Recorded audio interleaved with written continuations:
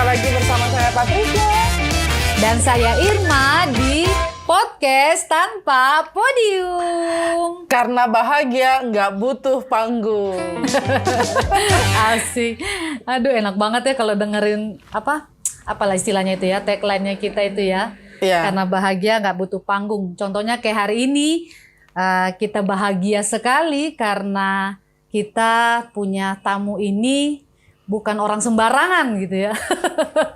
Karena profesinya yang luar biasa, bahkan karyanya yang luar biasa, membawa manfaat bagi banyak orang. Khususnya kita-kita ini sebagai orang yang melayani, pernah melayani di daerah-daerah pedalaman yang berhubungan dengan pedalaman lah ya. Itu menarik sekali. Tapi kita juga nanti akan banyak belajar dari apa yang ia jalani dalam profesinya. Ya. Tapi sebelum kita berkenalan dengan tamu kita saat ini, mungkin kita juga bisa jelaskan kepada teman-teman nih, Patricia yang baik hati, Apa yang tuh? selalu berbagi. Iya, tahu bagaimana lah cara ya. bikin podcast ya. Masih ya teman-teman. Ini episode 20 loh. Iya, aduh. Mudah Tapi nggak apa-apa mudah sekali bikin podcast itu. Tinggal download aja www.anchor.fm. Lalu teman-teman bisa masuk di sana, bisa rekam juga di situ, lalu kemudian edit di situ, lalu share ke berbagai macam platform, bisa ke Spotify, Apple Podcast dan lain sebagainya. Gratis. Mudah sekali, lalu gratis, silahkan. Tapi sebelum bikin podcast, dengerin dulu podcast tanpa podium. Iya, itu wajib ya, itu wajib. Iya, soalnya kita bukan hanya sekadar ngobrol-ngobrol, ada banyak hal penting, apalagi di saat ini ya. Di tengah-tengah pandemi COVID-19, mungkin teman-teman butuh mendengarkan atau menyaksikan hal-hal yang bermanfaat. Ya, siapa tahu podcast tanpa podium bisa jadi solusinya. Amin, amin gitu ya. By the way, seragam baru kayak ini, seragam baru. Iya, ini seragam baru nih, baru cetak. Banyak Aduh, sekali apa ya, tulisannya? banyak sekali yang sudah memperoleh atau membeli ya. Tak perlu posisi untuk berkontribusi ya. Sadar. Salah satu merchandise-nya podcast tanpa podium, dan ya itulah sekarang ini orang lagi berebutan nih, butuh posisi. Iya, Nah, ibu posisi. dokter nggak perlu berebut karena Iya. beliau satu-satunya, ya, Iya. satu-satunya Berarti di nih- Indonesia lah. Iya. Berarti teman-teman udah ketebak ya, tamu kita ini adalah Ibu. seseorang yang berprofesi sebagai seorang dokter. Ini saking excitednya nih Iya, karena iya, iya, bintang tamunya nih dokter yang satu-satunya. Nah, satu-satunya dalam hal apa? Nah, nanti itu kita cari tahu ya. Oleh karena itu mari kita sapa. Halo, Ibu Dokter Tri Maharani. Halo. Ya. Ya. Saya sambil dikonsuli ya. Jadi tadi teman-teman Ya. saya sambil ada kasus dikonsuli. Wah. Aduh, kodong. Kodong. Kodong karena mirip-mirip ya kerjaannya ya. Iya. Ya, kadang-kadang memang nggak ada hari libur 24 Iya. jam begitu ya. Iya, betul. Ibu, Ya. Bu Dokter, mungkin Ibu bisa sambil memperkenalkan diri kepada teman-teman terkait profesi Ibu dan saat ini bertugas di mana. Oke. Silakan. Tadi saya jadi perkenalkan. Dikenalkan nama saya belum ya? Ya, jadi kalau saya sih sekarang bekerja di rumah sakit pemerintah. Saya seorang ASN ya. Pekerjaan saya di unit gawat darurat. Saya seorang spesialis emergensi. Jadi nggak banyak spesialis emergensi ini di Indonesia, cuma 63 orang. Kemudian saya mengambil keinteresan ya di bidang toksinologi atau di bidang gigitan hewan dan tanaman yang beracun. Jadi hewan yang berbisa dan tanaman beracun. Ya, ini yang mungkin masih satu-satunya tadi ya. Nah, tapi kalau spesialis emergensinya udah 63 orang. Cuma memang Ya, ini pekerjaan yang agak susah gitu. Biasanya teman-teman kalau yang perempuan ambil spesialis emergency itu agak berat karena kerjaannya di UGD gitu dan menyangkut kegawat daruratan. Jadi 24 jam kalau ada kasus ya harus datang gitu. Jadi biasanya kami semua nih tidak ada yang membuka praktek di rumah karena waktu kami sudah habis untuk nolongin di unit gawat darurat dan ya memang begitulah spesialis ini. Kalau di Indonesia spesialis ini belum terlalu terkenal karena memang baru 97 tahun 1997 ya. Jadi baru 23 tahun adanya ya 23 tahun baru 63 orang karena saking susah dan juga saking langkanya spesialis ini gitu ceritanya. Yang perempuan juga dikit karena ya siapa sih orang yang mau ditinggal 24 jam pasti diprotes anak, suami ya kan.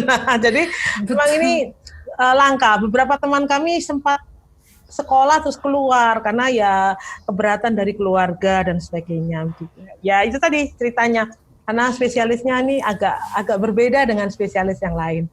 Apalagi kalau mengambil keinteresan atau keahlian khusus seperti saya ini ya otomatis waktunya sangat sedikit sekali untuk di rumah. Ini aja saya ada di rumah karena lagi COVID-19 ya. Nah, biasanya setiap Jumat sampai Senin pagi saya keliling ke seluruh Indonesia. Maka tadi saya cerita-cerita ya, saya sudah pernah pergi ke mana-mana itu untuk edukasi masyarakat di Indonesia gitu. Nah, gitu ceritanya. Ya, untungnya pas COVID ini saya punya waktu ini sudah hampir dari bulan Mei ya, Mei, Juni, Juli, Agustus, hampir 5 bulan saya tidak pergi kemana-mana di rumah saja. Tapi ya gini nih, dikonsuli setiap waktu. Berarti kami beruntung dong Bu ya. Betul. Ya, beruntung. mendapatkan waktu ibu dokter yang sebenarnya kalau tidak ada pandemi itu susah sekali gitu ya. Tapi itulah ya tidak ada yang kebetulan ya. Iya, tidak ada yang kebetulan. Nah, kalau begitu kita mau tanya-tanya boleh ya Dok ya? Boleh. Supaya jadi informasi sekaligus juga sharing kita terkait episode kita kali ini. Dok, tadi kan dokter sudah menjelaskan bahwa sebenarnya apa yang dokter geluti ini sesuatu yang sangat langka gitu ya. Bahkan tadi saat ini cuma 63, tapi untuk bidangnya dokter Tri tadi cuma satu-satunya di Indonesia. Ini kan luar biasa sekali. Nah mungkin mengawali sharing kita saat ini pertanyaan pertama deh Dok. Kenapa sih dokter memilih profesi dokter apalagi bidangnya ini kalau kita mau sebut ya bidang concernnya dokter itu yang toksinologi itu ya Dok ya. Gitu. Sebenarnya ceritanya panjang sekali. Jadi sebetulnya master saya itu di bidang imunologi. Nah, kemudian saya mengambil spesialis itu pada kali pertama saya diterima di patologi klinik. Sesuai kan, karena memang master di imunologi kalau mau meneruskan spesialis patologi klinik. Nah, hari itu di universitas yang saya diterima tadi, masuknya itu, jadi kalau saya tes sekarang, masuknya itu masih semester depannya begitu. Nah, itu saya kira kalau teman-teman dokter yang mau sekolah spesialis zaman dulu pasti paham kata-kata saya, karena memang untuk sekolah spesialis kan antre untuk masuknya, begitu kan. Nah, kemudian di zaman dulu itu, kita bisa tes beberapa spesialis. Tapi sebenarnya saya tidak punya keinginan tes banyak spesialis. Cuma begini, di hari itu selesai saya diterima di patologi klinik di universitas, salah satu universitas di Jawa Timur itu, saya pergi ke kota lain di Jawa Timur. Nah, kemudian saat itu sahabat saya sedang tes di bidang emergensi ini. Padahal saya sudah diterima di unitas yang lain begitu ya untuk di bidang patologi klinik tadi. Terus teman saya ini ngajak saya untuk ikut tes, bukan ikut tes, nganterin dia tes gitu awalnya, nganterin dia tes. Karena dia sudah tahu saya sudah diterima di sebuah bagian yang lain gitu. Kemudian saya datang ke universitas itu nganterin teman saya tadi tes. Terus saya tanya sama yang ngetes tadi, kan itu ada kayak komite begitu ya, ada banyak orang.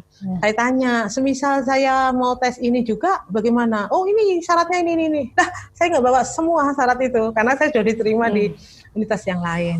Cuma saya pingin sekali ikut itu. Saya nggak tahu itu dorongan dari mana. Nanti pada akhirnya saya baru tahu.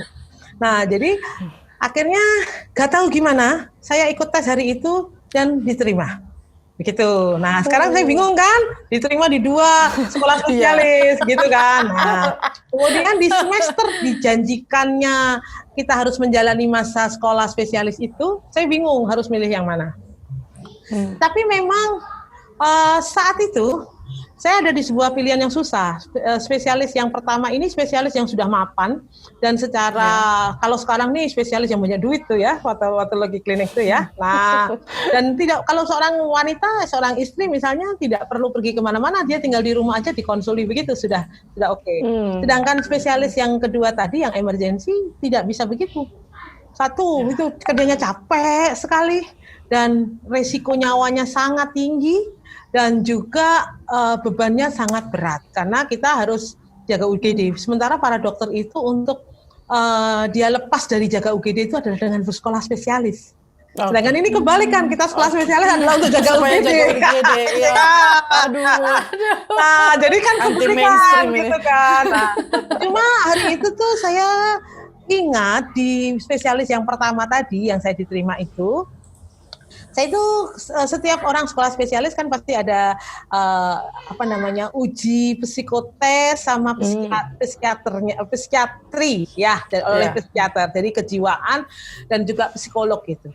Psikolog saya di universitas pertama itu bilang sama saya masih ingat itu, dia bilang gini, Dokter Maha bisa jadi spesialis ini, tapi mungkin hanya bertahan 1 tahun. Oh kenapa Pak? Saya bilang gitu, karena dia bukan dokter, dia seorang psikolog ya. Kenapa Pak begitu? Iya, karena dari analisa saya, dari apa yang sudah dokter makan, mereka punya tuh pertanyaan 500 berapa soal psikolog. Pasti teman-teman yang di sekolah teologi pasti kasih itu juga kan. Nah, betul. Untuk tahu jiwanya gitu. Ternyata dokter Maha ini gak cocok kalau gak ketemu pasien. Spesialis pertama itu kan hanya di sebuah kantor, di laboratorium, hanya bertemu feses, urin, dan darah, begitu kan? Ya baru sekarang aja yang ada yang ketemu pasien, tapi kan tidak bertemu setiap hari. Sedangkan spesialis saya yang kedua ini adalah bertemu pasien setiap hari, bahkan sebanyak-banyaknya pasien kan lewatnya UGD dulu, gitu kan? Betul, betul. Jadi saya masih ingat kata-kata dia itu, tapi saya tidak pernah tahu bahwa memang itulah perjalanan hidup saya akhirnya. Akhirnya saya betul-betul menjalani yang spesialis emergensi ini, walaupun berat sekali. Saya akui sangat berat sekali. Karena ya pernah bayangkan nggak kita pernah harus sekolah 24 jam kali 4 hari. Nggak pernah sama sekali. Kenapa? Karena sebagai spesialis emergensi ya begitu sekolahnya. Bisa berhari-hari jaga UGD 24 jam begitu. Bahkan di saat spesialis emergensi itu saya mungkin satu-satunya di Indonesia ini ya yang menjalani sekolah spesialis bersama sekolah S3. Nah, karena biasanya kalau teman-teman spesialis kan sekolahnya double degree-nya dengan S2. Karena saya sudah master lama sebelum saya sekolah S3 itu. Jadi hari itu saya dapat kesempatan untuk sekolah spesialis dan S3. Jadi betul-betul saya tidak ada waktu setiap hari itu. Selama 4 tahun itu, jadi dari tahun 2007 sampai 2011, hidup saya itu hanya jaga UGD, belajar, ujian, jaga UGD, belajar, ujian, karena begitu saja.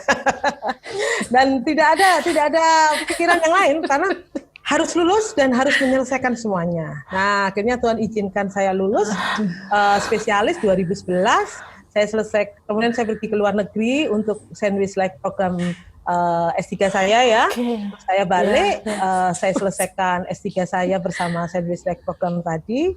Nah, kemudian itu tadi, waktu saya pulang dari sekolah S3 itu, dari Belgia ya, saya di sana ya untuk Sandwich Like program itu, saya bertemu dengan seseorang, tapi bukan dari Indonesia, dari negara lain. Dia bilang, Dokter Maha, di Indonesia itu gak ada ahli untuk toksinologi. Dia nggak bilang gigitan ular ya, dia bilangnya toksinologi, yaitu ahli untuk hewan yang berbisa dan tanaman beracun. Sementara kasusnya di Indonesia banyak. Hari itu kalau nggak salah lagi rame-ramenya kasusnya Jessica yang kopi Vietnam tuh loh. Oh ya. Nah, Iya. tapi itu bukan toksinologi, itu toksikologi karena dia bahan kimia. Beda lagi. Sedangkan saya ini Oh, tumbuhan. Kemudian dari tahun 2012, saya kan lulus 2011 tadi ya.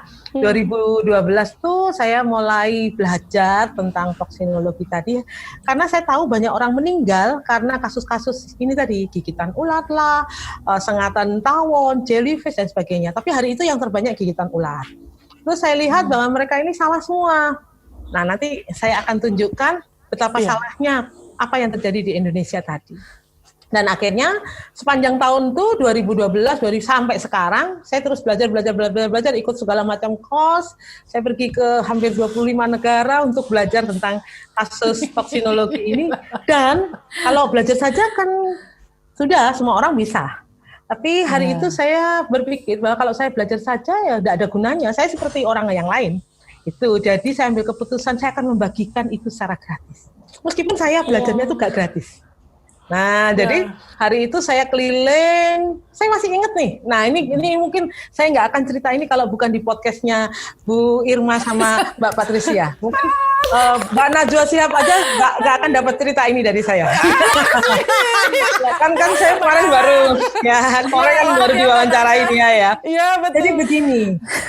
Saya pikir bahwa panggilan hidup saya tadi memang benar, saya harus bertemu manusia dan menolong manusia. Nah, jadi hari itu saya putuskan untuk membagi ilmu saya supaya manusia hidup. Karena dari perjalanan tadi, nyata benar bahwa pimpinan Tuhan terhadap hidup saya tadi bukan di jalur andai saya memilih spesialis yang pertama tadi, saya nggak akan seperti sekarang dan bertemu dengan Mbak Patris dan Mbak Irma ini.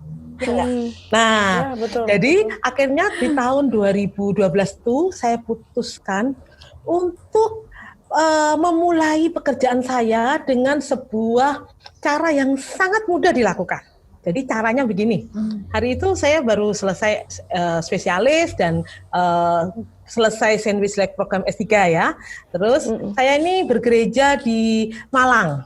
Nah, jadi di salah satu gereja itu saya bilang ke pendetanya bahwa saya ingin membagi ilmu saya untuk pertama kalinya itu selesai pulang dari mana-mana tuh ya. Jadi dulu yang pertama kali mendapat ilmu tentang toksinologi ini adalah gereja itu plus sekolahnya plus ibu-ibu terus ada jemaat. Jadi itu kan komisi wanita gitu kan ya. Nah, kemudian komisi remaja, ada sekolahnya. Ya. Mungkin kalau teman-teman dari gereja ini melihat saya mungkin masih ingat di tahun-tahun itu saya ngajar di sekolah-sekolah SMP, SMA tentang gigitan ular. Saya nggak paham mereka ngerti apa nggak tahu. Pokoknya saya ajari. Gitu. Belajar aja dulu ya. Belajar aja dulu. Jadi akhirnya saya tahu bahwa ternyata banyak orang tidak tahu dari jemaat yang awal-awal tadi itu ya, dari jemaat gereja itu. Kemudian saya mulai kembangkan itu, mulai ke teman-teman kalangan dokter umum, ke ID, ke PPNI, teman-teman perawat, kemudian ke rumah sakit, terus ke universitas gitu ya. 2013 saya merangkul banyak universitas, fakultas kedokteran hewan, fakultas biologi, fakultas kedokteran gitu ya untuk saya ajari ini. Dan itu terus berkembang. Dan setiap event itu saya tahu Tuhan bekerja di sana. Jadi saya ingat tuh di tahun 2013 yang tadi saya cerita, itu kan saya awali di gereja tadi ya. Saya sebutkan aja ya, gak apa-apa ya. Gereja saya hari itu adalah Gereja Kalam Kudus di Malang. Seminarinya harus di Malang juga Bu soalnya. Seminarinya tuh seminari Asia Tenggara itu loh. Saat. Betul. Saya punya banyak sahabat karena saya dulu tuh belajar nyanyi. Belajar vokal di seminari Alkitab Aletheia di Lawang. Waktu itu ada yang terkenal ngajari saya namanya Bu Yuli dan Pak Yunus. Itu orangnya pintar banget nyanyi begitu ya. Saya diajari nyanyi. Nah, jadi waktu saya diajari nyanyi itu saya ajari mereka tentang kasus-kasus hewan berbisa dan kegawat daruratan. Dulu itu saya ajari mereka pijat jantung. Ya, karena kan mereka pasti akan bertugas di desa-desa kan. Jadi mereka harus bisa kayak gitu. Jadi akhirnya orang-orang awal yang mendengar. Terus ini saya juga waktu itu sempat melayani di kaum lansia, gereja apa ya namanya saya lupa. Jadi itu hanya untuk lansia saja. Saya mengawali dari 70 lansia jadi 300 sampai 400 lansia selama 4 tahun. Nah, jadi ya dulu tuh saya Nancy sendiri, kemudian nyatetin sendiri sampai mereka punya apoteker dan punya sebuah klinik untuk para lansia ini. Gitu ceritanya. Ya saya senang sekali kalau saya pulang ke Malang tuh kayak pulang ke rumah. Karena ada lansia yang menunggu, ada kaum remaja yang menunggu, ada ibu-ibu kayak gitu. Nah, jadi seperti itu ceritanya itu. Nah, akhirnya dalam perjalanannya itu kasus di Indonesia gigitan ular tuh sangat banyak, apalagi kita terkenal nih negara yang terlalu percaya dengan mistis dan mitos ya. Itu betul. Nah, dan itu berat sekali. Itu sekarang masih jadi sebuah perjuangan saya loh sampai sekarang. Karena bangsa Indonesia ini ternyata lebih percaya mistis dan mitos daripada medis. Nah, mungkin kalau kemarin mendengar kata-kata saya di Mbak Mata Najwa ya, nah itu saya mengatakan itu juga, tapi kan itu realitas loh, benar loh. Nanti setelah ini misalnya Mbak Irma dan Mbak Patricia ini ngajari apa yang saya ajari di acara ini ke masyarakat, pasti benturannya itu di mistis dan mitos tadi. Nah, jadi di Indonesia itu orang lebih percaya pada film-film Susana, pada penanganan gigitan ular, ya enggak? Sama film India. Iya, di mana mereka lebih percaya mistis. Kalau orang digigit ular tuh tandanya punya hutang janji. Ya. Terus ularnya warna apa gitu ya? Oh, itu nanti kemudian, jauh jodohnya. Kalau di film Susana lebih ngeri lagi, itu menyangkut balas dendam gitu ya. Padahal dalam kenyataannya nanti kalau kita ngobrol-ngobrol, ini sambil saya buka, boleh ya? Boleh sekalian kasih. Boleh. Tips dan trik lah ya penanganannya. Jadi kalau kita lihat di sini, nanti kita akan lihat bahwa ternyata kasus gigitan ular di Indonesia itu banyak sekali.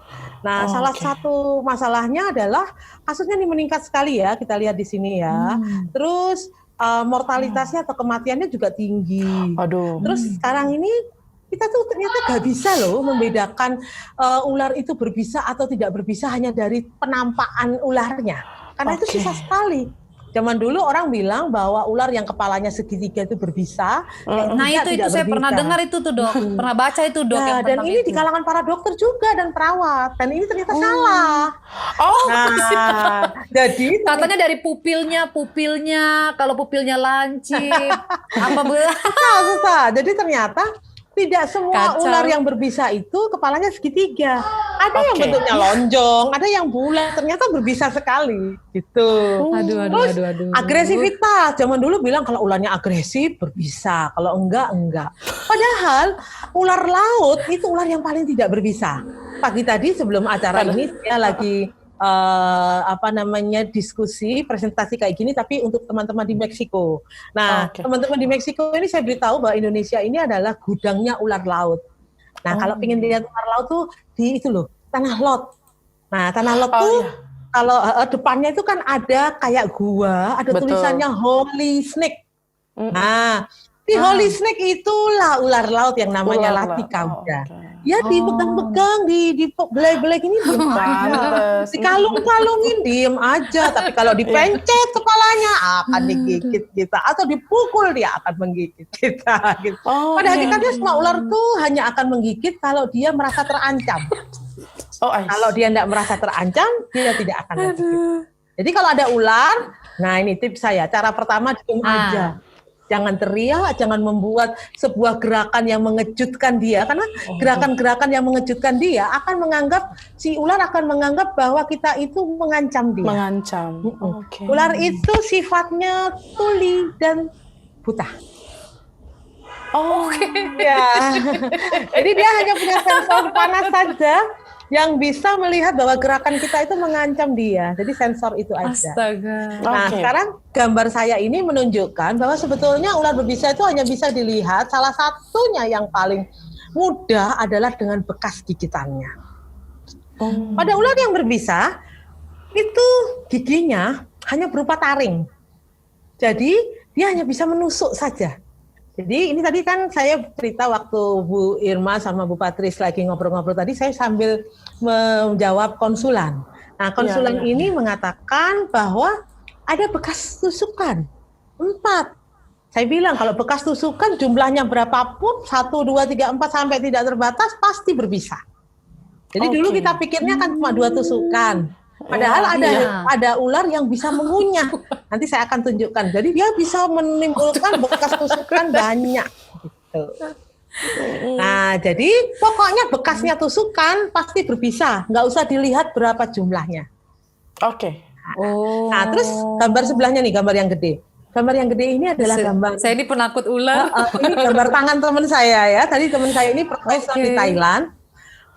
Dia digigit oleh ular tidak berbisa. Jadi kalau yang gambarnya sobek-sobek gini tidak berbisa. Kenapa? Karena bentuk gigi ular yang tidak berbisa itu seperti pisau mata 2. Jadi tajam kanan, tajam kiri. Nah, sehingga kan tajam semuanya kan. Terus ujungnya itu kayak mata kail. Jadi kalau dia gigit segini dan merobek. Kalau dia ditarik gitu kan nyantol dan robek.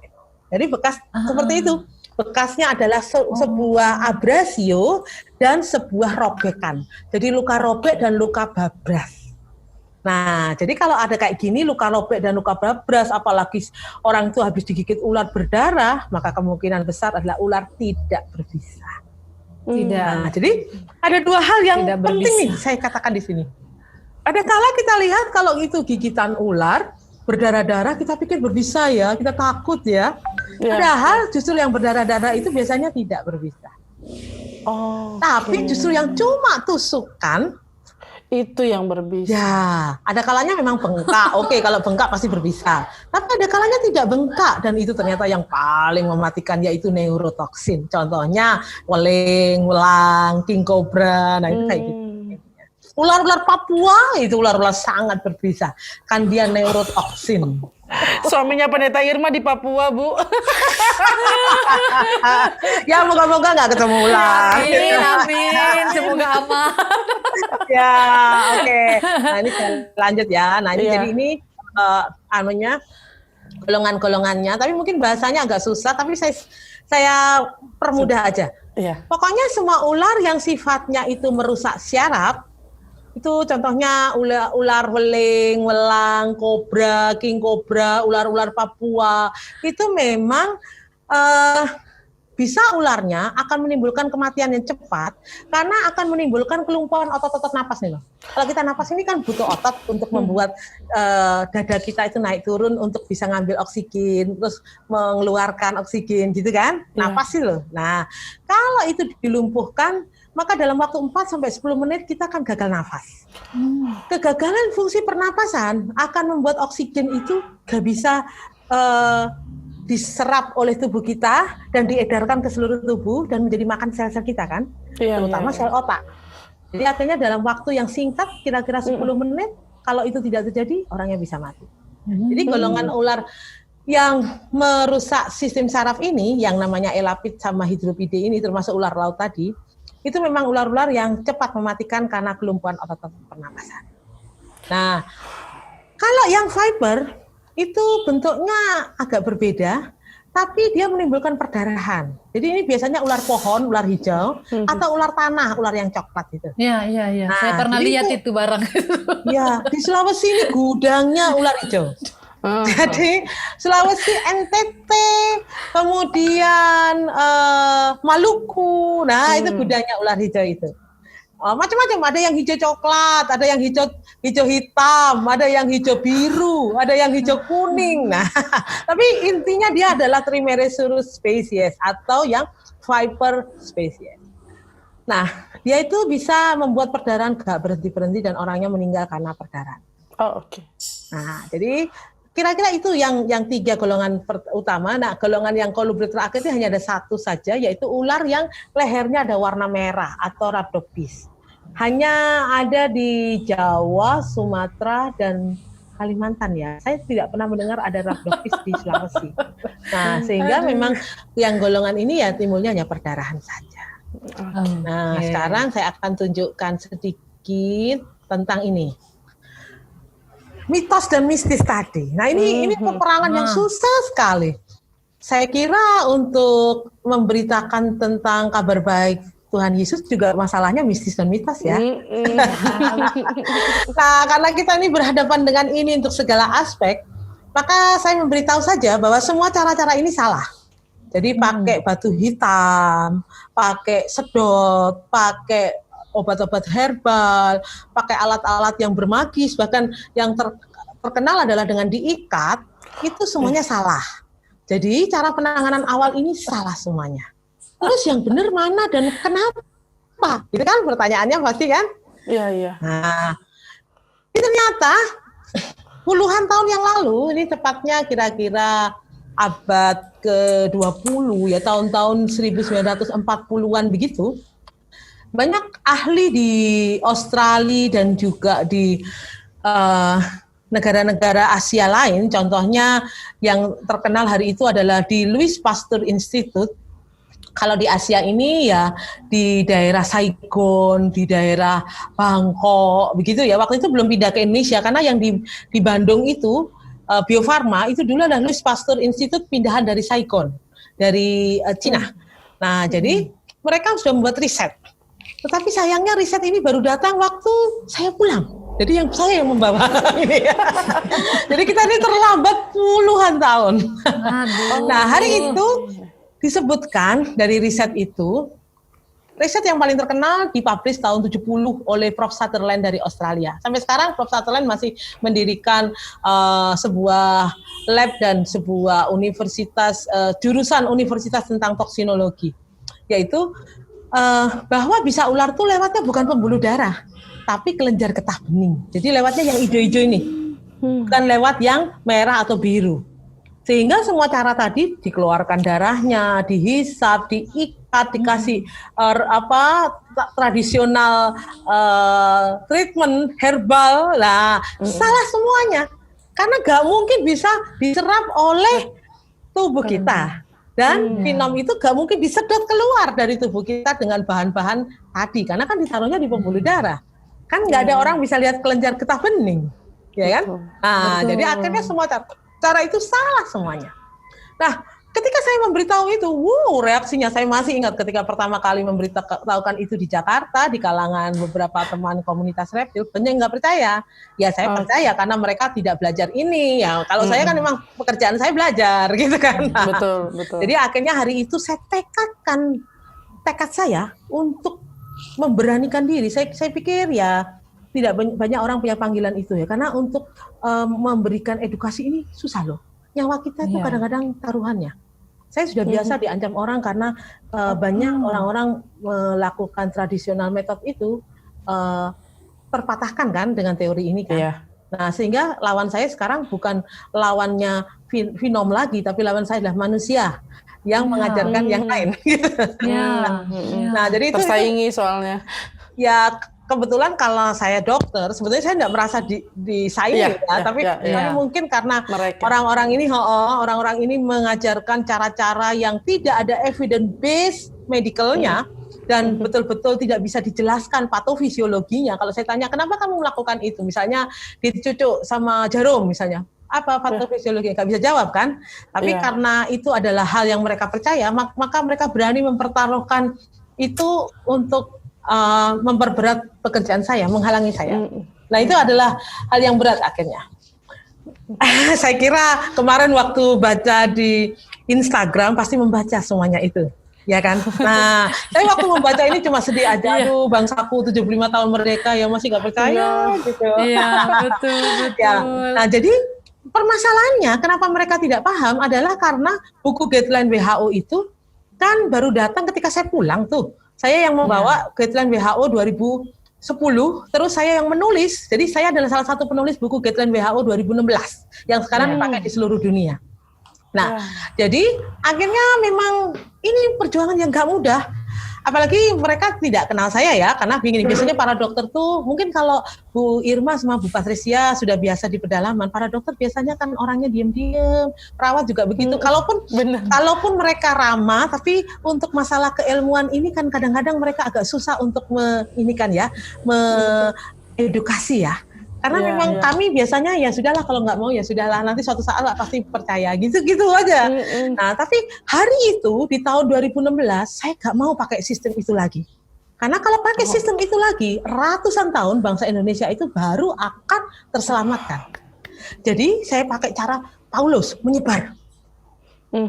Terus gitu ya. Nah, makanya tadi saya bilang, saya kalau enggak COVID gini, setiap Jumat saya komitmenkan waktu saya untuk keliling se Indonesia, baik itu dipanggil atau tidak, dan semuanya itu kebanyakan biaya saya sendiri.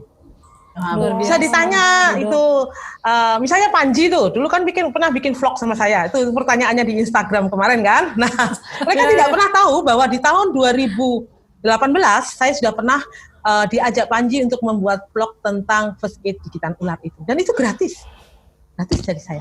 Kenapa? Karena saya pikir memang tadi awalnya saya melakukan ini bukan untuk mencari uang, melakukan ini untuk menyelamatkan bangsa Indonesia dari kematian akibat gigitan ular. Luar biasa. Nah, jadi komitmen selama 8 tahun itu saya jalani meskipun tidak mudah. Saya tahu tidak mudah karena yang kita hadapi ini adalah orang-orang yang mempunyai motivasi, banyak motivasi. Bahkan ada kalanya ketika saya memberikan ini kepada tenaga medis saja, banyak orang mempertanyakan, kenapa kok gratis? Motivasimu apa? Dan justru dipertanyakan begitu. Kadang-kadang saya pikir, ternyata menjadi orang tulis di Indonesia susah ya. Gitu. Betul. Bener banget. Bu Irma sama Bu Patricia pasti ngalamin juga. Jadi dari sini kita tahu bahwa bisa ular tuh lewatnya kelenjar getah bening. Karena lewatnya kelenjar getah bening, maka kalau itu neurotoksin, tadi kan saya cerita yang melumpuhkan otot-otot, contohnya ular weling, welang, king cobra, ular laut, kemudian ular Papua, itu dibuat tidak bergerak karena ternyata kelenjar getah bening itu akan mempompakan isinya atau menyebarkan ke seluruh tubuh kalau otot kita bergerak, karena dia nempel di semua otot kita ini.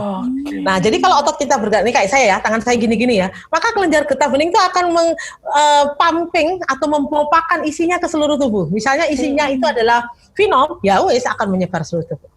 Nah, supaya otot tidak bergerak pada kondisi yang neurotoksin, karena neurotoksin tadi kan sedikit aja udah melumpuhkan otot, maka dibuat pakai elastic banded dan imobilisasi pakai kayu itu. Jadi imobilisasi itu adalah dibuat tidak bergerak. Jadi prinsipnya kalau tergigit ular adalah dibuat tidak bergerak supaya kelenjar getah bening tidak memumpahkan isi venom tadi ke seluruh tubuh. Nah, ini yang cuma imobilisasi biasa. Jika kita tidak tahu jenis ularnya, kan banyak yang kita nggak tahu jenis ularnya. Waktu ditanya, Bu, Ibu digigit ular apa ya, biru, merah. Saya udah begini, nggak mikir lagi sudah. Terus saya tanya, Bu, Ibu tadi tahu ularnya? Gak, aku takut. Nah, biasa kan. Iya. Apalagi anak kecil nggak bisa ditanyain. Nggak bisa, Nah, jadi kalau kita tidak tahu begitu, buat aja tidak bergerak, Bu. Nah, ini. Nanti bolehkah ini nanti setelah saya hentikan slide saya, film tadi itu diputarkan ya. Karena di situ saya ajari cara melakukan imobilisasi yang benar. Jadi, cara membuat tidak bergerak. Kalau kita berhasil membuat bisa ular itu tidak menyebar, maka kita akan berhasil membuat dia hanya di fase lokal saja, tidak menyebar ke seluruh tubuh dan menimbulkan fase lebih lanjut yang namanya fase sistemik yang membuat gagal semua organ kita, atau kalau kita ngomong tuh multiple organ dysfunction. Nah, kalau terjadi multiple organ dysfunction ya otomatis orangnya mati lah. Karena kalau jantung kena, ginjal kena, otak kena ya sudah lah ya. Nah, jadi sebetulnya membuat tidak bergerak ini caranya gampang, hanya membuat tidak bergerak saja. Tapi efeknya besar agar dia tidak menjadi kondisi yang lebih menakutkan. Oke, nah ini ya, ini saya apa tuh kondisi-kondisi itu? Misalnya perdarahan, tadi ya saya cerita ular hijau, ular pohon yang ada banyak di Sulawesi, orangnya tiba-tiba gum bleeding atau gusi berdarah, mimisan, muntah darah, kencing darah, berak darah, air mata darah. Sampai seperti itu. Tapi kalau yang neurotoksin, weling, welang, king cobra atau ular-ular Papua tadi, orangnya tiba-tiba matanya ini nggak bisa buka mata atau ptosis, jadi ini lumpuh yang bagian atas nih. Terus dia sesek, karena otot-otot yang di sini kan lumpuh. Tiba-tiba dia sudah nggak napas. Nah, jadi kayak gitu. Nah ini ya, jadi ular anti bisa ular di Indonesia cuma ada 2. Sayangnya yang diproduksi cuma 1 aja, dan itu hanya untuk ular yang ada di Asia. Hanya ada di Jawa, Sumatera, dan Kalimantan. Sulawesi gak ada. Kemudian Papua ada impor dari Australia, tapi harganya mahal, Bu. Saya pernah beli di tahun 2017 tuh untuk membantu rumah sakit Sorong. Itu kalau beli 2, jual mobil 1. Karena harganya satu itu 80 juta, satu vial. Satu vial untuk 1 orang loh, itu nggak bisa banyak orang lah. 1 orang. Aduh. Jadi orang-orang Papua banyak yang meninggal karena ini, iya. Nah, di Papua itu juga ada ular putih, kayak White Snake Legend. Masih ingat nggak film itu? Iya, film itu hanya ada Pai Sucen. Ya, itu hanya ada di Papua Barat. Sehingga itu beneran ada ya. Jadi ini boleh saya matikan dulu ya slide saya ya. Nah, jadi di Papua Barat tuh terutama di Manokwari, Sorong, Numfor, Biak, Mansinam, ya tahu ya, di mana Injil pertama kali diberitakan di Papua itu kan di Pulau Mansinam ya. Nah, itu ada namanya ular Mycopekis ekaheka atau yang terkenal dengan sanak ular putih. Nah, ular putih ini di seluruh dunia gak ada antivenomnya. Australia pun tidak punya, sehingga angka kematiannya memang sangat tinggi. Selama saya bekerja di Snakevet 8 tahun ini, setiap kasus gigitan ular Mycopekis ekaheka di Papua Barat tadi gak ada yang hidup. Tapi kalau yang dead elder, yang di Timika, yang di Merauke, masih ada yang hidup. Yang ada di daerah-daerah Jayapura juga masih ada yang hidup. Tapi yang tadi khusus di Papua Barat tuh gak ada yang hidup. Dan itu menjadi pergumulan kami yang berat ya, karena nyawa itu harganya tidak terbatas. Satu nyawa saja. Dan ya itulah menurut saya memang itu menjadi sebuah pergumulan yang besar untuk kita menolong teman-teman di Papua ya. Nah, terus selanjutnya bagaimana dengan first aid tadi? Nah, first aid tadi adalah membuat tidak bergerak bagian yang tergigit ular. Jadi kalau tergigitnya di tangan kanan, yang tidak bergerak nih yang kanan, jangan yang kiri, gak ada hubungannya. Jadi yang kanan aja dibuat tidak bergerak. Nah, misalnya kita pergi ke yang banyak terjadi itu kalau digigit di tangan kan kita ini pergi ke sawah atau ke hutan atau di sungai atau kena rerumputan gitu kan. Jadi caranya adalah kalau kita tergigit langsung dibuat tidak bergerak. Bisa digendong. Memang kalau nggak ada kayu kayak tadi ya ataupun slim-slam kayak tadi paling bagus adalah pakai sesuatu yang bisa untuk membuat tidak bergerak. Saya sih kalau ibu-ibu bisa digendong. Bisa dimasukkan ke bajunya. Jadi bajunya buat ngendong tangan kayak orang patah tulang tuh loh. Nah, kalau kaki ya memang ini agak susah. Kalau kaki harus digendong orang lain, gitu. Jadi nggak boleh berjalan. Kalau dia berjalan akan dengan cepat menyebarkan. 2015 saya tuh ada satu kasus besar. Tapi Tuhan pakai kasus itu untuk membuat training gigitan ular itu dibutuhkan banyak orang di Indonesia. Mungkin Bu Patris sama Bu Irma masih ingat. Waktu itu ada seorang penyanyi dangdut digigit king cobra, namanya Irma Bule di Kerawang. Nah, betul. Tahu nggak kenapa dia meninggal? Karena sehabis digigit, dia dilakukan pertolongan oleh si pawang, cuma disedot saja. Tadi saya bilang bisa ular tidak lewat pembuluh darah kan? Jadi kalau disedot ya percuma, bisa ularnya tetap nyebar karena yang disedot dia cuma darahnya. Dan dia terus nari-nari begitu kan? Nah, karena dia tidak berhenti bergerak, maka dengan cepat sekali si venom tadi beredar dan menyebar seluruh tubuh. Akhirnya hanya dalam waktu beberapa jam ya, 1 jam atau setengah jam gitu, dia sudah henti nafas. Dan dia dibawa ke rumah sakit udah terlambat. Meninggal kan akhirnya Bu Irma sama Bu Patris si Irma Bule. Nah, jadi semenjak hari itu saya banyak sekali orang-orang yang tanya, terus bagaimana Dr. Maha? Berarti cara-cara kami selama ini yang ditunjukkan film-film Susana, film-film sinetron, kemudian acara-acara di TV salah semua. Ya! Dan yang memberitahu salah itu bukan Dr. Maharani loh, bukan. Yang buat riset itu ratusan ahli yang dikumpulkan oleh WHO dalam buku guideline. Jadi bukan Dr. Maharani yang membuat riset, bukan. Saya ini tugas saya adalah membawa riset itu ke Indonesia dan ngajari guideline tadi atau pedoman tadi untuk bangsa kita supaya tidak salah, supaya tidak tersesat oleh mistik yang berbau horor, yang berbau film-film menakutkan gitu, dan mitos yang merupakan cerita yang diceritakan turun temurun tapi ternyata salah. Nah, jadi sebetulnya mistis dan mitos itu agak berbeda. Hanya saja memang bangsa kita ini itu kan tradisi, Dokter Maha. Salah. Kalau tradisi itu goal akhirnya benar. Tapi kalau mistis dan mitos, goal akhirnya itu adalah sesat atau salah. Dan ternyata itu susah loh, Bu. Karena membuat mindset si kita ini dari mindset yang dulu begini, dulu bisa ular lewat pembuluh darah dan sekarang bisa ular lewat kelenjar getah bening. Sangat susah sekali. Jadi menurut saya itu harus diperjuangkan di kurikulum anak-anak TK atau SD. Kalau zaman saya dulu kan ada namanya UKS, Usaha Kesehatan Sekolah. Nah, harusnya mereka diajari itu. Betul. Bahwa untuk gigitan ular, caranya untuk penanganan awal atau first aid itu adalah dibuat tidak bergerak. Dan ini saya sudah usulkan ke Kementerian Pendidikan dan juga Kementerian Kesehatan, agar masalah seperti ini, masalah gigitan hewan berbisa, terus sekarang ini masalah bencana, itu diajari. Kalau anak-anak kecil, kalau waktu bencana tsunami mereka lari kemana? Waktu Palu itu saya tanya, kamu waktu itu landon, kamu lari kemana? Saya lari keluar, ternyata tanahnya turun. Gitu.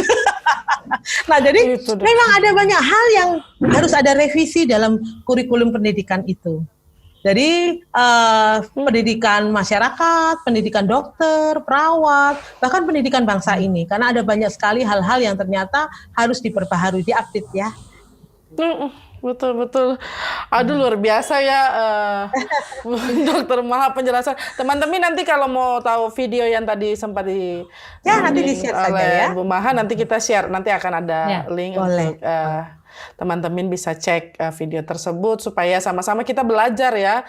Karena kadang-kadang belum tentu apa yang kita lihat di sinetron kah apa barang itu berdasarkan riset. Ini udah orang-orang yang memahami ya. Mari kita belajar bersama untuk memaknainya dengan baik. Termasuk kita berdua ya Usi, kan kita belum ada di kota-kota terus, siapa tahu nanti kita karena kasus terakhir itu justru ada di kota kan. Nah, jadi misalnya di Jakarta tahun 2019 tuh tiba-tiba banyak kobra karena itu kan habis banjir, sehingga telur-telur itu banyak di mana-mana.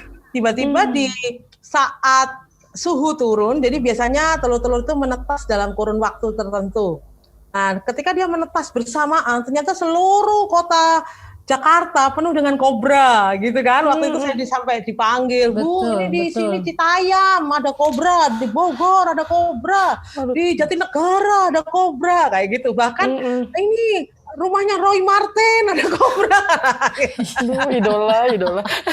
Jadi akhirnya saya paham bahwa memang dalam kondisi seperti ini, habitat si ular itu memang mengalami permasalahan karena dulu sawah sekarang jadi rumah, ya kan?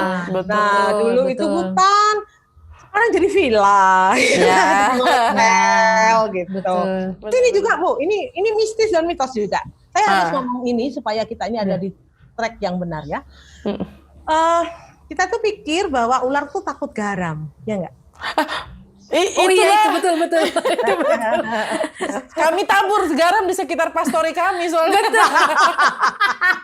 Aku tidur di sebelahku tuh ini yang garam, tempat garam. Karena pramuka kan gitu ya.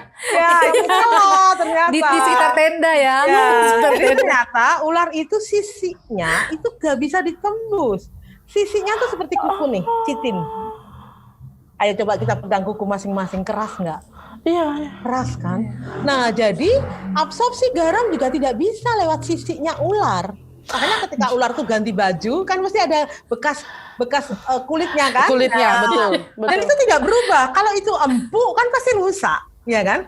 Nah, betul. Jadi pemberian garam itu, kalau untuk moluska misalnya untuk bekicot gitu-gitu kan empuk-empuk yang nggak ada ininya dia lintah langsung lintah yang nggak ada rumahnya gitu kan. Tapi kalau untuk ular ternyata tidak ada efeknya. Jadi kalau si ular mau dikasih garam bisa tetap aja nembus garam dia. Gitu. Terus ada yang bilang, Dokter Maha, ular itu takutnya sama ijuk loh. Kasih ijuk di selokan-selokan itu. Soalnya nanti kan dia bisa nusuk-nusuk gitu katanya itu. Terus saya bilang, loh bagaimana bisa nusuk? Lawang sisiknya itu sekuat kuku ini.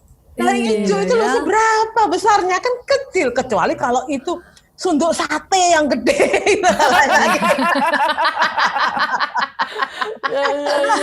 Nah, jadi hijau pun tidak akan membuat si ular itu takut. Terus ada lagi yang bilang, oh kalau gitu dok, aku udah kasih tuh, sampai itu diperagakan sama dia, super pel. Kemudian aku kasih apa yang putih-putih itu Bu, yang untuk bersihkan WC, apa namanya? Wipol. Ya. Wipol, ya. Putih tuh, mati semuanya. Terus aku bilang, itu ular apa namanya? Bukan ular aja mati kok, iya kan? Itu kan memang asam dan basa kuat kan. Nah, jadi ini memang tidak bisa mengusir, misalnya ya, kamar mandi kita kasih wipot keliling gitu, terus kita kasih super pel keliling gitu, karena kita pikir ular itu bau menyengat tuh lari. Enggak. Di buku guideline WHO disebutkan tidak ada yang membuat ular itu lari. Bahkan itu kan bahan-bahan kimia ya. Jadi bahan-bahan kimia pun tidak akan bisa membuat dia lari. Memang kalau dia disoi sama wipot ya matilah, karena itu kan asam dan basa toh ya. Nah, cuma kalau kita taburi wipot ataupun super pel itu di sekeliling rumah kita, dia akan lari. Enggak, itu salah itu. Jadi bau-bauan, ada yang ngomong kapur barus dok, ditumbuk dikasih itu. Iya. Diajak ngobrol dok, kalau datang bawa yang baik, ya udah keluar baik. Dia nggak ngerti juga, karena begini. Pengalaman di Pospel. Sayangnya ular ini kan reptil. Reptil itu di brainnya itu gak ada namanya human, tidak ada relationship with human. Beda dengan mamalia. Kalau anjing, kucing, lembu, ya misalnya kambing gitu kan dia masih tahu ini majikanku, ini temenku manusia. Kayak anjing tuh, anjing tuh tahu rasa sayang kepada kita gitu kan. Kucing juga sama kan. Nah di brainnya reptil gak ada. Di brainnya reptil cuma ada satu pikirannya, food dan food. Makan dan makan. Dia not in a relationship, Dan dia juga soliter hidupnya, Bu Irma. Oh ya. Jadi itu salah tuh di film-film yang bilang kalau kita bunuh satu ular, besok paginya datang yang keluarganya akan datang balas dendam. Karena matanya ngerekam. Mereka itu hidup soliter. Ketika melahirkan anak, ada kan yang ovovivipar dan ada yang vivipar. Jadi ada yang telur dan ada yang melahirkan. Semua jenis ular itu tidak akan kenal mana ibunya, mana anaknya, mana suaminya, gak ada.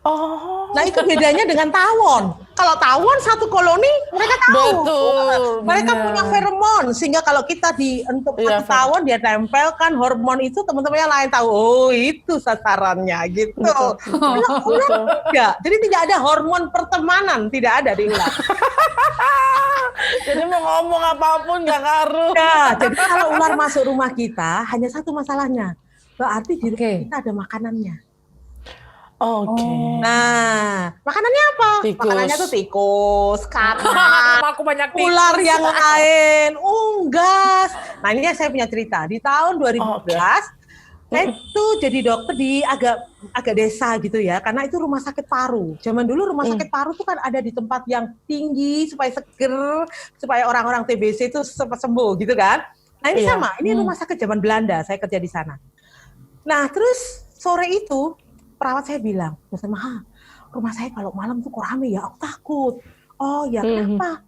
Ya gak tahu dok, di kandang ayam takut aku. Nah oke, ya wis aku nanti malam tidur sana gitu kan ya, namanya rumahnya kan di kompleknya rumah sakit. Jadi rumah sakit saya itu rumah sakit di atas gunung gitu, sehingga perawat dan dokter tuh rumahnya di sekitar situ. Kami punya kira-kira 30 rumah dinas, karena zaman Belanda ya, rumah zaman Belanda. Oke, saya tinggal di situ semalam itu, memang benar. Kira-kira jam 10 tuh rame kandang ayam. Namanya ayam besar, ayam kecil tuh kuku, macam-macam gitu ya. Nah apa gitu ya. Kami intip apa? Ternyata seekor kobra 3 meter makan anak-anak ayam tuh. Karena dia kenyang makan anak ayam ke-8, dia gak bisa gerak. Dengan mudahnya perawat saya nih mukul kepalanya dan matilah si kobra itu. Sekarang jadi spesimen saya untuk ngajar.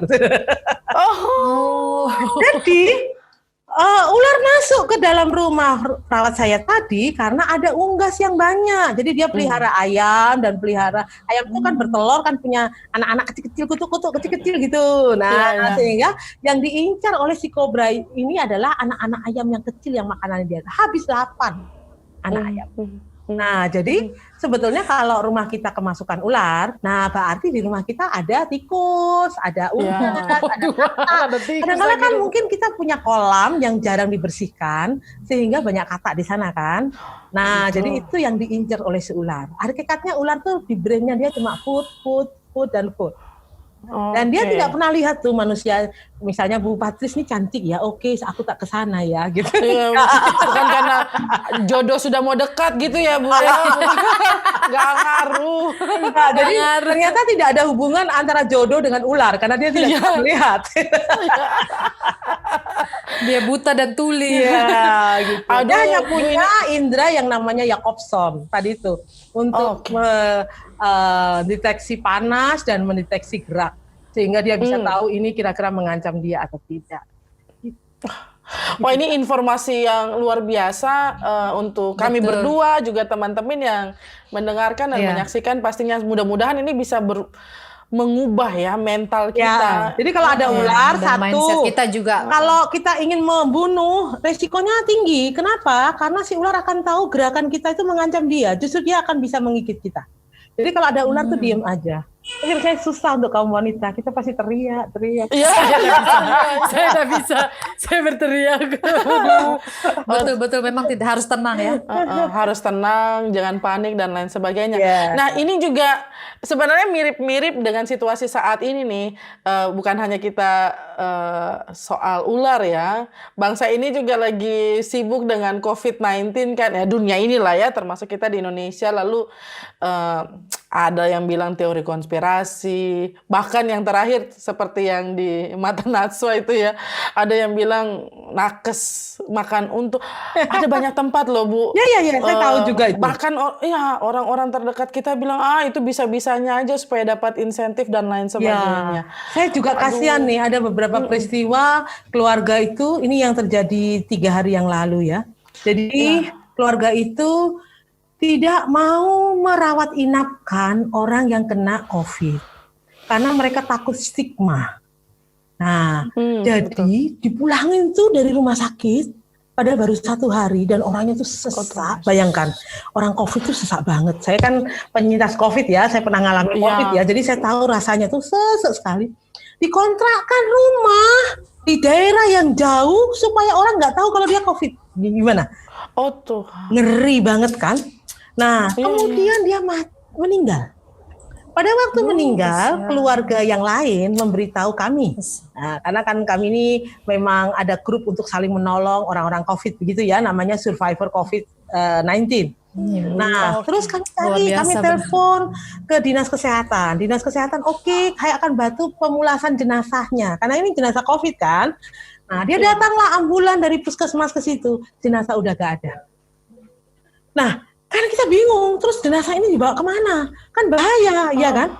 Jadi ternyata jenazah itu dibawa ke salah satu rumah sakit dan entah bagaimana di rumah sakit itu didiagnosa sakit bukan COVID, diantar ke salah satu kota yang lain untuk dikuburkan. Jauh loh, kota itu di lain provinsi, bayangkan. Dan sampai di sana dikuburkan. Saya itu sama Dinas Kesehatan tuh hitung kira-kira orang yang kena kontak lebih dari 150 orang. Hanya gara-gara 1 orang yang takut terhadap stigma. Akhirnya saya kontak kota itu, karena saya dulu pernah bekerja di kota yang tempat pemakaman tuh. Saya minta tolong teman-teman Dinas Kesehatan di sana untuk menolong. Saya takutnya itu keluarga ada yang datang dan mungkin karena itu di pengkuburan umum ya. Bagaimana dengan orang-orang yang melakukan pengkuburan itu? Kan ya kasihan juga kalau dia tidak tahu bahwa pasien COVID-19 harusnya pakai APD, ternyata nggak pakai APD untuk menguburkannya. Saya tuh sampai pikir gini, ini kok orang-orang ini tega ya sama orang yang lain ya. hanya Betul. gara-gara mereka takut stigma, takut dijudge stigma oleh orang lain, mereka mau mengorbankan berapa ratus orang itu, kira-kira 150 orang tuh yang terkena itu. Jadi memang ini membutuhkan sebuah usaha yang, saya tahu ini perjuangan yang berat. Ini kayak kita ini ada di medan pertempuran, ya kan? Musuhnya nggak kelihatan, Nah, tapi matinya banyak. Jadi kita ini kadang-kadang bingung, mana yang teman, mana yang kawan, mana yang Iya. bukan, gitu. Ya. Nah, betul. jadi ya itulah. Mungkin menurut saya kita lihat saja seperti saya banyak belajar dari kasus Daud di Siklag. Jadi kalau mungkin mendengar cerita saya di Mata Najwa, bagaimana saya menjadi memulai gerakan survivor COVID-19 itu, awalnya adalah saya membaca dari 1 Samuel tentang Daud yang kalah telak di Siklag, istrinya ditawan, anak-anaknya ditawan, rakyat kota itu mau melempari dia dengan batu. Dan Daud menguatkan kepercayaannya kepada Tuhan untuk melewati masa-masa itu. Nah, jadi menurut saya kalau kita mau menguatkan kepercayaan kita kepada Tuhan pada masa-masa seperti ini, ya tentunya kita bisa melewati ini.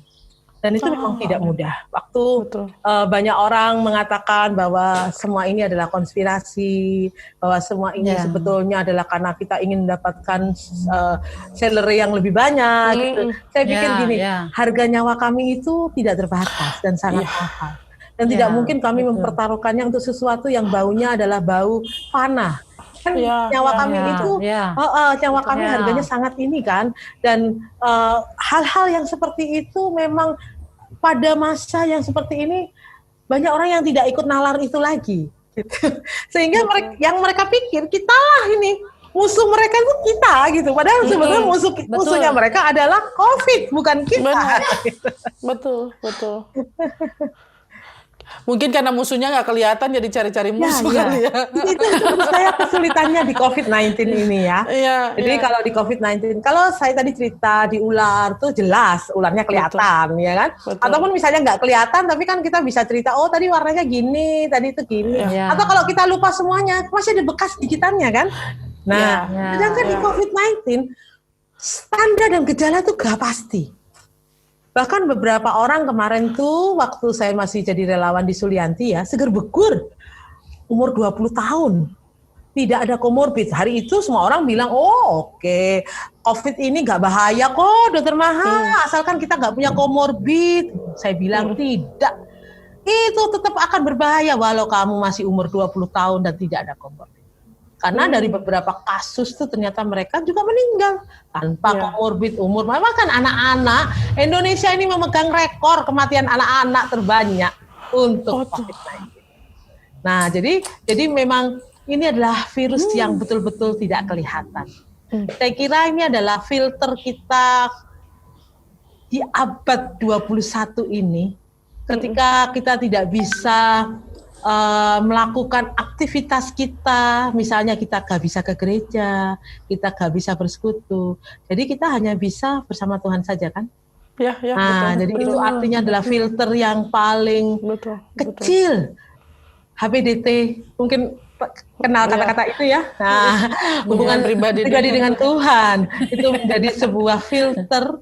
Apakah kita bisa melanjutkan perjalanan berjuang melawan COVID ini dengan sebuah humanity kepada manusia yang lain, kepedulian kepada manusia yang lain, di saat semua orang mengambil untung dalam situasi ini.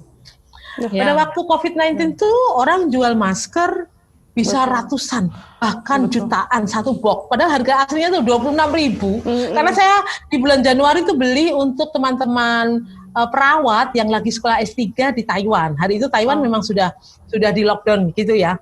Nah, saya kirim dari Indonesia. Saya kirim 1.000 masker ke teman-teman mahasiswa di sana.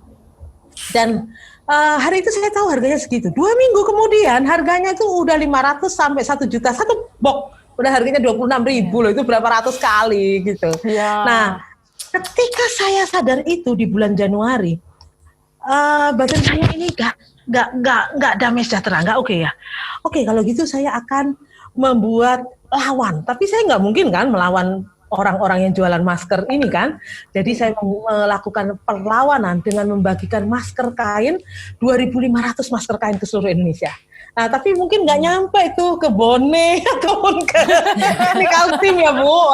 Nampaknya ke NTT, gereja di NTT, di Kendari, gereja di Aceh, di Papua. Saya sempat kirim tuh 2.500 masker kain. Padahal hari itu dikatakan bahwa kita nggak apa-apa nggak pakai masker, yang penting yang sakit pakai masker gitu. Tapi saya hari itu karena tadi ya background saya S2-nya kan imunologi, saya sudah biasa riset dengan virus. Kemudian S3 saya biomedik juga saya punya riset-riset tentang virus. Jadi hari itu saya tahu kalau virus ini airborne, kalau kayak gini nih kan airborne ya, meskipun baru airborne terbukti baru beberapa bulan yang lalu ya. Nah, benar. Jadi kita harus pakai masker semua. Jadi saya bagikan masker kain itu mulai dari tukang becak, pedagang kaki lima, sampai teman-teman gereja di NTT lah, di Kendari dan sebagainya. Nah, ternyata berhasil. Pada waktu bulan April atau Mei ya, yang pemerintah langsung bilang boleh pakai masker kain. Saya bilang, Tuhan ini berhasil perlawanan saya melawan orang-orang yang menjual harga berkali-kali lipat hanya untuk egoisan mereka gitu. Nah, terus hari itu hand sanitizer. Saya itu sampai kaget. Harga hand sanitizer yang biasanya cuma 5.000, 10.000 ya kan. Tiba-tiba yang kecil saja harganya bisa ratusan ribu. Nah, hari itu saya lakukan perlawanan juga dengan cara yang lain. Saya bikinkan, kalau di Jawa ini banyak orang bikin tanah liat untuk orang sholat, air sholat loh. Pada dasarnya kayak air mancur gitu kan. Nah, terus plastik-plastik biasanya mereka jual untuk bikin es sirup gitu loh ya. Nah, jadi saya beli itu banyak, saya bagi-bagikan supaya mereka bisa untuk tempat cuci tangan. Jadi nggak ada alasan lagi, kami nggak bisa bikin keran, nggak. Jadi dengan alat kecil itu diisi air, terus saya beri sabun gratis. Nah, untuk melawan hand sanitizer yang mahal itu. Dan ketika kemarin saya 1 bulan atau berapa bulan yang lalu ya, saya datang ke toko, berapa tuh harga hand sanitizer 1 liter murah, kodok 50.000, puji Tuhan. Berhasil Jadi, lagi. Memang di saat-saat seperti ini, sebenarnya yang kita pikirkan harusnya bukan ekonomi. Yang kita pikirkan nyawa. Betul. Ketika nyawa itu bisa diselamatkan, otomatis kondisi ekonomi akan kembali lagi. Tetapi kalau kita ini memikirkan ekonomi, tapi tidak memikirkan nyawa, maka yang terjadi adalah akan banyak orang yang mati sia-sia. Saya itu sedih loh, lihat dokter udah mati 123 dokter, hanya gara-gara mereka tidak pakai APD yang safety. Nah, jadi hari ini saya juga bikin APD ini, mungkin ya saya liatin sebentar. Nah, ini adalah sebenarnya rumah kami ini ada banyak penjahit.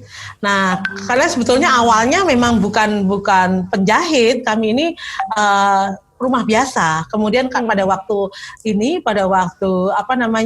COVID ini, saya minta kedua kakak saya yang biasa bisa menjahit itu untuk membuat APD gratis. Saya sudah bagikan 300 APD untuk para dokter dan perawat. Gratis tuh, gak ada yang bayar mereka. Kenapa? Karena kami tahu bahwa itu yang mereka butuhkan. Jangan sampai mereka mati hanya gara-gara APD. Jangan sampai mereka mati hanya gara-gara N95 yang harganya tidak sesuai dengan nyawa kami. Jadi akhirnya ya itulah. Dan ya ketika saya mengalami COVID-19 sendiri, mengalaminya sakit, saya tahu bahwa itu diizinkan Tuhan, terjadi dalam kendali Tuhan ya. Akhirnya saya sadar bahwa ada yang lain selain semua barang-barang itu. Ternyata butuh sebuah grup survivor COVID tadi. Yaitu untuk support, baik itu lewat WA, lewat ini barusan tadi waktu kita ngobrol, ada satu orang dokter teman saya yang positif COVID-19 bilang, Dokter Maha terima kasih, care pack-nya udah datang. Jadi kami buat care pack. Care pack-nya itu sederhana sebetulnya. Ada yang kue, ada yang buah, ada yang isinya cuma sanitizer, masker. Mungkin uang 10.000, 20.000 aja nyampe. Jadi ketika bikin care pack, saya cuma bilang gini, kita melakukan ini untuk teman-teman kita, untuk mensupport dan kebudayaan kita. Kamu punya uang berapapun nggak masalah, kamu nggak punya uang pun nggak apa-apa, bantuin saya masukkan itu aja dan kita bagi-bagikan ke mereka atau kita kirim. Nah hari ini teman saya itu kami kirim cheesecake karena dia paling suka cheesecake itu. Karena dia COVID-19 positif dan dia seorang dokter spesialis mata. Bisa tahu perasaannya kan, karena saya dokter spesialis juga, jadi tahu bagaimana ketika kami jadi dokter kemudian jadi pasien itu gak mudah. Nah, jadi memang menurut saya gerakan ini harus kita dengungkan ya di teman-teman. Mungkin yang ikut podcast ini, ayo Bu Irma dan Bu Patricia, silakan memotivasi atau menggerakkan. Kemarin saya diminta UNESA, Universitas Surabaya, untuk ngomong seperti ini. Saya bilang, UNESA berapa mahasiswanya? Katanya 15.000 mahasiswanya. Bilang 15.000 itu menyisihkan uang 1.000 aja udah jadi banyak dan bisa mensupport teman-teman kita ini gitu. Karena mereka ini butuh kepedulian.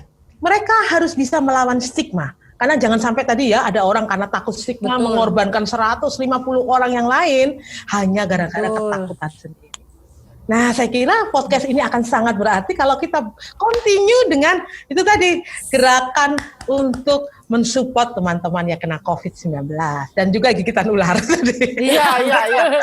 Aduh, seru-seru. Itu pentingnya teman-teman, itu mention yang terakhir itu penting untuk kita sekalian karena ya masih banyak hal yang bisa kita gunakan dibanding bisa kita lakukan dibanding membalas makian dengan makian atau umpatan dengan umpatan. Masih banyak tindakan kebaikan. Atau Bu Patris sama Bu Irma bisa bikin grup podcast ini. Nanti kalau ada sesuatu kita bisa share, saya dimasukkan di sana, jadi kita bisa ngobrol di sana. Boleh, nanti kami akan lalu kami konfirmasi ke Ibu Dokter Maha yang luar biasa mau berbagi dengan kami ya teman-teman. Pokoknya siap-siap kami kontak untuk masuk ke grup. Kita akan selamatkan bangsa kita dari COVID dan gigitan ular. Amin. Seru banget, bayangkannya udah seru banget. Iya. Setidaknya ini ya ada aksi nyata yang bisa kita lakukan. Betul. Memang kita sedang mencari apa ya sebenarnya yang bisa kita lakukan dibanding membuang energi yang banyak untuk merespons pendapat-pendapat yang merugikan dan lain sebagainya di tengah-tengah situasi yang kita gumuli sama-sama ya dan kita sedang berjuang sama-sama ya, banyak hal positif yang bisa kita kerjakan teman-teman. Jadi sekali lagi terima kasih loh. Mari, terima kasih. Kita mulai gerakan itu. Siap. Siap. Segera. Dokter Maha luar biasa sekali. Semoga berguna ya. Sangat berguna pastinya ya. Pasti berguna. Iya teman-teman, jangan lupa ya dengerin episode terbaru Podcast Tanpa Podium setiap hari apa Usi? Setiap hari Rabu di Spotify sudah bisa didengarkan episode terbaru dan juga setiap Sabtu malam yang akan tayang di kanal YouTube Podcast Tanpa Podium pastinya. Oke teman-teman ya, kalau begitu saya Patricia pamit. Saya Irma pamit. Dokter Maha pamit juga. Terima kasih semuanya. Tuhan berkati. Bu Dokter terima kasih.